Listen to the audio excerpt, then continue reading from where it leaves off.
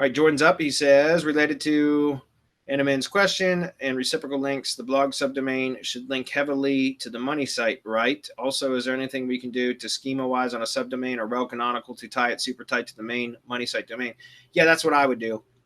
Yeah, I mean, if you're using a blog on a, like what we talked about for Muhammad above, or like an e-commerce site or whatever. So if you're using a subdomain for a blog, yeah, you're going to be using that to do like content marketing and link building from the subdomain up to the money site typically. And you're not going to want to link back from the money site back down to the blog. It's, you know, I mean, other than perhaps a navigation link that says blog, right? Or whatever that links down to the root, the subdomain. But from within individual pages and posts, no, you're going to use the subdomain to link up to the pages on the site that you want to rank. Okay. And then, yeah, canonicals are always very powerful. You know, you can do that. It's up to you.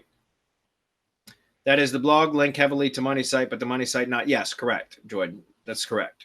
Right. As far as the money site linking down, the only thing I would do is a subdomain, or excuse me, a navigation menu link that says blog that links down to that. And, you know, you could do some sort of like sidebar widget for if you have, you know, for silos and things like that to show like related content and things like that. You could do that on the money site, but typically that's stuff that you would isolate to the blog anyways.